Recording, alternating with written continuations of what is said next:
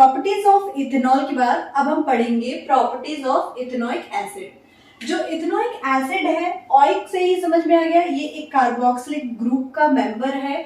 साथ ही साथ इसका जो आईयूपीएसी नेम है वो तो इथेनॉइक एसिड है, इसका जो कॉमन नेम है वो है एसिटिक एसिड। जिस तरह से हमारा जो मिथेनॉइक एसिड है उसका कॉमन नेम है फॉर्मिक एसिड, उसी तरीके से इथेनॉइक एसिड का कॉमन नेम है एसिटिक एसिड। देखिए इसकी फिजिकल प्रॉपर्टीज क्या क्या है। पहली चीज, ये एक कलरलेस लिक्विड है, ये एक कलरलेस लिक्विड है जिसका टेस्ट कैसा है, खट्टा है, और इसकी स्मेल कैसी है, विनेगर जैसी इसकी स्मेल है। ठीक है, अब इसको भी जैसे इथेनॉल में हमने एग्जांपल लिया था अल्कोहल का और इजी हो गया था फिजिकल प्रॉपर्टीज हमारे लिए, उसी तरीके से आप याद रखिए जो हमारा ये एसिटिक एसिड है, अगर आपको क्लास 7th में याद है फिजिकल एंड केमिकल प्रॉपर्टीज में हमने पढ़ा था कि जो विनेगर के अंदर प्रेजेंट होता है वो कौन सा एसिड होता है, एसिटिक एसिड होता है। तो आप विनेगर को लर्न रखेंगे तो आपको ये भी याद रहेगा। देखिए इसका लिक्विड कैसा है, कलरलेस है, इसका टेस्ट कैसा है, सार है, और साथ ही साथ इसकी स्मेल कैसी है, विनेगर जैसी स्मेल है। अभी जो विनेगर है ना, ओके, ये जो मेंबर है ये सेकंड मेंबर है कार्बोक्सिलिक एसिड का, जो होमोलॉगस सीरीज है उसका सेकंड मेंबर है हमारा इथेनॉइक एसिड। फर्स्ट मेंबर हमारा कौन है, इसका मिथेनॉइक एसिड। ठीक है, साथ ही साथ जो डाइल्यूट सॉल्यूशन है इथेनॉइक एसिड का उसको हम लोग बोलते हैं विनेगर। विनेगर जैसे कि पानी हम लोग क्या करते हैं, पानी लिया हमने करीब 95% हमने पानी ले लिया, उसमें 5% हमने डाल दिया क्या, एसिटिक एसिड, तो वो हमारा क्या बन गया, विनेगर बन गया। क्या बन गया, विनेगर बन गया। या फिर हमने 92% ले लिया हमने पानी और 8% ऐड कर दिया हमने एसिटिक एसिड, तो यानी 5 to 8% एसिटिक एसिड ऐड होता है वाटर के अंदर, उसको हम लोग बोलते हैं विनेगर। और विनेगर जो यूज होता है पिकल्स को प्रिजर्व करने के लिए यूज होता है, या आजकल नूडल्स में कॉमनली डलने लग गए हैं। ओके, जो इसका मेल्टिंग पॉइंट होता है इथेनॉइक एसिड का वो 290 केल्विन होता है, जिसकी वजह से मेल्टिंग पॉइंट की बात हो रही है, 290 केल्विन होता है, जिसकी वजह से ये फ्रीज हो जाता है ठंड के मौसम में, जिसकी वजह से ये फ्रीज हो जाता है ठंड के मौसम में जब क्लाइमेट सीजन जहां का होता है, और इसका नाम पड़ जाता है फ्रीज होके ना, ये व्हाइट व्हाइट कलर का दिखने लग जाता है, जैसे आइस नहीं दिखता ग्लेशियर वैसा दिखता है। इसकी वजह से इसका नाम क्या हो जाता है, ग्लेशियल एसिटिक एसिड, या फिर साथ ही साथ इसको बोलते हैं ग्लेशियल इथेनॉइक एसिड। इसे क्या कहते हैं, ग्लेशियल एसिटिक एसिड, या फिर इसे ही सेम हम ग्लेशियल इथेनॉइक एसिड भी कह सकते हैं। क्लियर, इसी सेम चीज को। ठीक है, जब 290 केल्विन इसका मेल्टिंग पॉइंट है और ठंड के मौसम में ये जम के व्हाइट व्हाइट कलर का बर्फ जैसा हो जाता है, इस वजह से इसे ग्लेशियल एसिटिक एसिड कहा जाता है, या फिर ग्लेशियल इथेनॉइक एसिड भी कहा जाता है। ओके ओके, जैसे कि हमारा जो नेचर था इथेनॉल का वो क्या था, न्यूट्रल था, इसका जो नेचर है वो एसिडिक नेचर होगा। जैसे कि ऑब्वियसली जो कार्बोक्सिलिक ग्रुप्स हैं, ये ग्रुप कौन सा है, कार्बोक्सिलिक ग्रुप, तो कार्बोक्सिलिक एसिड किस नेचर के होंगे, ये होगा एसिडिक नेचर का। This is miscible in water in all proportion. आप देख सकते हैं किसी भी प्रोपोर्शन में आप विनेगर्स को मिक्स कर सकते हैं, विनेगर्स के अंदर किसी भी प्रोपोर्शन में आप जो इथेनॉइक एसिड है वो भी ऐड कर सकते हैं। This is miscible in water. Okay, ये तो हो गया हमारा इथेनॉइक एसिड की फिजिकल प्रॉपर्टीज। अब हम देखते हैं केमिकल प्रॉपर्टीज, इसको भी हम समझेंगे। देखो एस्टेरिफिकेशन रिएक्शन होता है फर्स्ट, कौन सा होता है, एस्टेरिफिकेशन रिएक्शन। इसमें क्या करते हैं, सबसे पहले जो हमारा फॉर्मूला होता है इथेनॉइक एसिड का वो क्या होता है, CH3COOH, तो इसको हम बोलेंगे इथेनॉइक एसिड। तो इथेनॉइक एसिड है ये हमारा। इथेनॉइक एसिड में हमने क्या ऐड किया, इथेनॉल ऐड किया। देखो इथेनॉल और इथेनॉइक एसिड की प्रॉपर्टीज पढ़ रहे हैं, तो सबसे पहले क्या करेंगे, इथेनॉइक एसिड और इथेनॉल को ऐड कर देंगे। तो यहां मैंने इथेनॉइक एसिड, मैं दूसरा पेन ले लेती हूँ। ओके, इसको इरेज करती हूँ ताकि डिस्टिंग्विश हो सके सारा, थोड़ा जगह कम थी बोर्ड पे। ओके, ये है मेरा इथेनॉइक एसिड। इथेनॉइक एसिड में मैंने ऐड किया इथेनॉल। क्या ऐड किया, इथेनॉल। ये रिएक्शन हुई, इसमें क्या डाला मैंने डाला एक कैटलिस्ट, और वो कैटलिस्ट कौन सा होगा, एसिड होगा। वो कौन सा कैटलिस्ट होगा, एक एसिड वाला कैटलिस्ट होगा। ये एक कैटलिस्ट डाला मैंने, ठीक है। कैटलिस्ट जब हम इथेनॉल और इथेनॉइक में हम एक एसिड डालेंगे जिसकी वजह से इन दोनों का रिएक्शन फास्ट हो जाएगा, तो एक चेन क्रिएट होगी, इस चेन को हम बोलेंगे ईस्टर। क्या बोलेंगे? ईस्टर। अब ये ईस्टर क्या होता है मैं आपको बताती हूँ।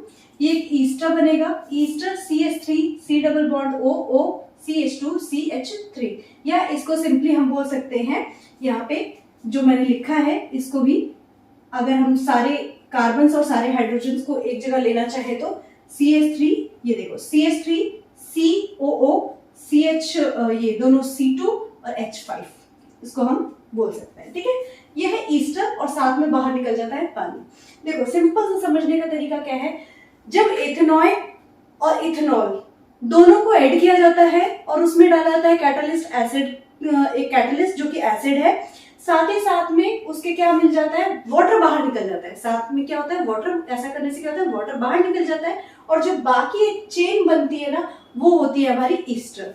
सीधी सी बात है, यहां से आप H, ये दोनों हाइड्रोजन मिलाओ H2 और O को बाहर निकाल दो, यहाँ का निकाल दिया हमने, और जो बाकी बचा ये CH3, फिर C डबल बॉन्ड O, फिर O, फिर यहाँ का जोड़ना शुरू करो CH3 CH2, उल्टा ले लो ना। देखो मैं आपको सिखाऊं, यहां से ले लिया CH3, आ गया CH3 यहाँ पे, यहां से ले लिया ये COO, ये ले लिया COO, खत्म। अब यहां से लेना शुरू करो CH2 आ गया, फिर यहां से शुरू करो CH3 आ गया, बन गया ईस्टर का फॉर्मूला। ठीक है, इतना डिफिकल्ट नहीं है, just you have to do balancing and understand the reactions. Memorise मत करो इसको, रिएक्शन को समझने की कोशिश करो। ठीक है, अब ये जो सिंबल बने हैं दो, इसका मतलब ये है कि ये क्या होता है, रिवर्सिबल है।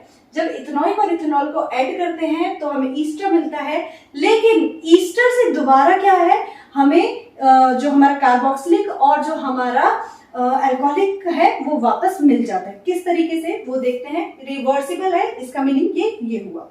देखो अब ये ईस्टर था, ईस्टर के अंदर ये लिया मैंने ईस्टर यहाँ पे। ठीक है, ईस्टर के अंदर क्या डाला, सोडियम हाइड्रोक्साइड, और सोडियम हाइड्रोक्साइड क्या होता है, एक एल्कली होता है। एल्कली क्या होता है मैम, है ना, बहुत बार पढ़ चुके हैं हम लोग, ये जान चुके हैं।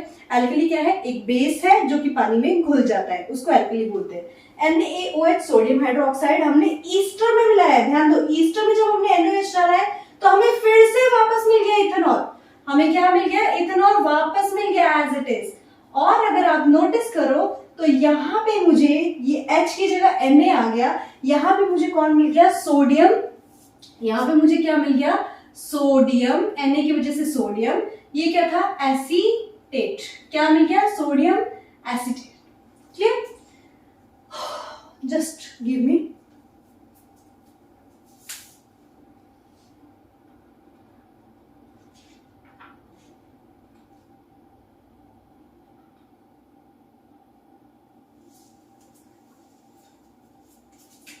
Sodium acetate.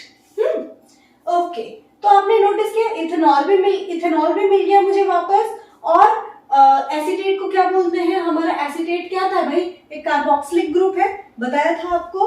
Okay, C double bond OH, तो यहाँ O Na मिल रहा है, H की जगह Na मिल रहा है, इसलिए ये सोडियम एसीटेट हो गया, यानी कार्बोक्सिलिक ग्रुप मुझे वापस मिल चुका है। यानी आप देख सकते हो अल्कोहल और कार्बोक्सिलिक दोनों ग्रुप मुझे मिल चुके हैं वापस, किसकी वजह से, NaOH जब ईस्टर में डाला तब। अच्छा, इस रिएक्शन को बोलते हैं हम सपोनिफिकेशन। ईस्टर को फिर से NaOH डाल के इथेनॉल और सोडियम एसीटेट में कन्वर्ट करने को हम बोलते हैं सपोनिफिकेशन। सपोनिफिकेशन इसलिए बोला जाता है क्योंकि ईस्टर में इस तरीके से हम रिएक्शन जब करवाते हैं तो हमें हमारा जो सोप है ना वो तैयार होता है।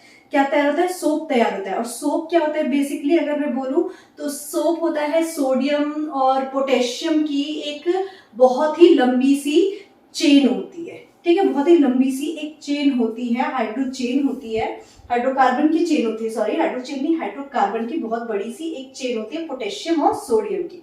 ठीक है, अभी हम पढ़ेंगे उसको। अब देखो ये आपका ईस्टर बहुत देर से चल रहा है। ये ईस्टर क्या है, ईस्टर जो है ना परफ्यूम में डाल के, परफ्यूम बनाने में यूज होता है।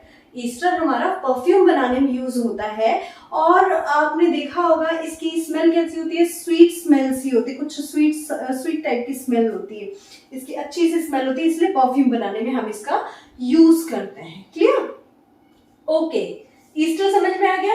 अब रिएक्शन विद बेस, अगर हम लोग बेस के साथ रिएक्ट करते हैं, या तो हमने ईस्टर को बेस के साथ रिएक्ट किया था, अभी जो सोडियम हाइड्रोक्साइड है इसे हम बोलेंगे सोडियम नीचे लिख देती हूँ हाइड्रो ऑक्साइड। ये जो हमारा सोडियम हाइड्रो ऑक्साइड है, अगर मैं इसे CH3 यानी ये हमारा इथेनॉइक एसिड के साथ अगर मैं रिएक्ट करवाती हूँ तो मुझे क्या मिलता है, सोडियम एसीटेट। सेम मिल जाता है, ज्यादा कंफ्यूज नहीं होने की जरूरत है, सोडियम एसीटेट मिल जाता है। फिर से मुझे क्या होता है, सोडियम एसीटेट फिर से मिल जाता है, और साथ ही साथ बाहर क्या निकल जाता है, वाटर निकल जाता है। अब ध्यान से देखते जाओ, जहां जहां हमारा इथेनॉइक आ रहा है और उसके साथ अगर सोडियम आ जा रहा है तो वहां पे वो सोडियम एसीटेट बनता जाएगा, सोडियम एसीटेट बनता जाएगा। अगर हम क्लियर? अब चलो, अगर हम लोग अब इथेनॉइक एसिड का रिएक्शन कार्बोनेट के साथ करते हैं या फिर हाइड्रोजन कार्बोनेट के साथ करते हैं तो क्या होता है, कार्बोनेट का मतलब होता है CO3 के मेंबर्स या फिर HCO3 हाइड्रोजन कार्बोनेट। ठीक है, ओके चलो पहले हाइड्रोजन कार्बोनेट देख लेते हैं। यहां मेरा ये क्या है, इथेनॉइक एसिड है, ये वाला, ये है मेरा इथेनॉइक एसिड। इथेनॉइक एसिड को जब मैंने सोडियम कार्बोनेट के साथ रिएक्ट करवाया तो मुझे क्या मिल गया, फिर से नोटिस करो, फिर से क्या मिला, कार्बोनेट को सोडियम को फिर से कार्बोक्सिलिक के साथ रिएक्ट कराया तो फिर से मुझे मिल गया सोडियम एसीटेट। आप नोटिस कर रहे हो, जहां जहां सोडियम रिएक्ट करता जा रहा है वहां सोडियम एसीटेट ही बनता जा रहा है। ठीक है, और साथ साथ बाहर क्या निकाल दिया, वाटर एंड कार्बन डाइऑक्साइड, साथ साथ निकाल दिया water and carbon dioxide. Similarly hydrogen carbonate के साथ देख लेते हैं, ये सारी बैलेंसिंग चल रही है जो हमने ऑलरेडी चैप्टर फर्स्ट में पढ़ा हुआ है। अब यहाँ पे फिर से है मेरे पास इथेनॉइक एसिड। इथेनॉइक एसिड के साथ साथ मैंने फिर से क्या, सोडियम हाइड्रोजन कार्बोनेट को रिएक्ट करवा दिया है और फिर मुझे क्या मिल गया है, सोडियम एसीटेट। फिर से मिल गया है सोडियम एसीटेट और वाटर और कार्बन डाइऑक्साइड क्या है, बाहर निकल गया है। क्लियर? ये सब कुछ समझ में आ गया। अब हमारा जो इथेनॉइक एसिड है वो कंप्लीट हुआ है। इसके बाद से हम सोप एंड डिटर्जेंट, जो कि हमारे बुक का लास्ट टॉपिक है, वो भी पढ़ेंगे और समझेंगे।